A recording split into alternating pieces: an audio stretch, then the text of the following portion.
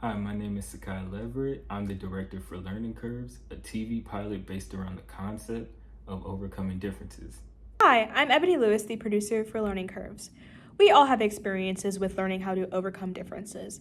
For example, have you ever been in a grocery store and you looked at someone next to you and you thought, there's no way that we can be friends just because you're different than them? Probably like two of our characters, Annie and Claire. In Learning Curves, an irresponsible student seeks the help of a desperate peer tutor in order to pass a difficult class, while trying to keep her social life alive. So I know you guys are all wondering, what is the story even about? The story takes place when a college scholarship is put on the line. Claire, one of the main characters, meets with her advisor, and her advisor tells her, you need to get your grades up. So her advisor recommends, hey, why don't you go to tutoring? And Claire's like, I don't want to go to tutoring because I know, no one wants to go to tutoring.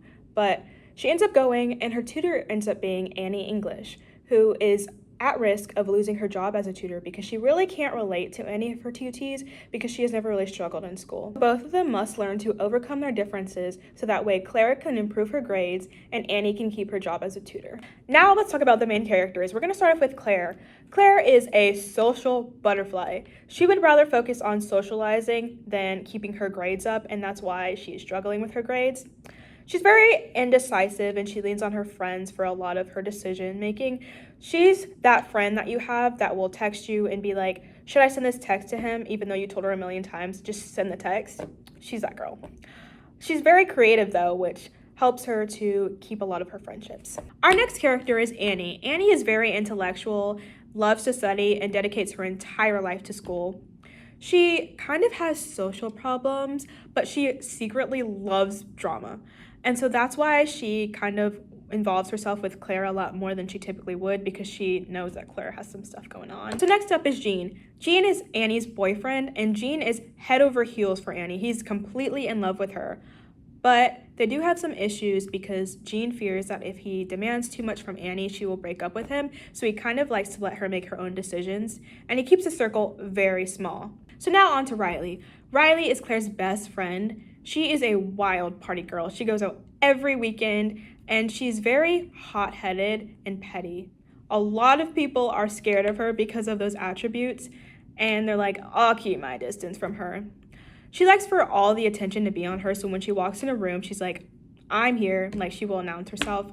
She struggles with impulse control and would rather be in a relationship with manipulation rather than a good one because that's what she's used to. So our last character is Noah. Noah is a recent college dropout, and he struggles a lot with gifted child syndrome, and he often overloads himself with different things, and that's what he did while he was in school, which caused him to drop out.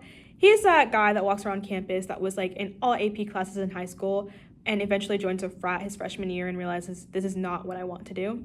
He's still working on figuring out what he wants to do with his life, and right now he's currently working a regular service job until he figures his life out. As the series continues, you'll see that each character develops a new relationship with one another. The show is intended to be simple and lighthearted. As the characters each work through their differences, in the process, they become like family.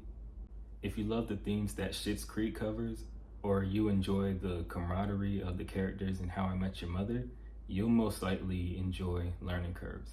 The world that they live in is typical college life. They go to parties, they study for exams, and hang out at the coffee shop. So in order for all of this to happen, we need your help.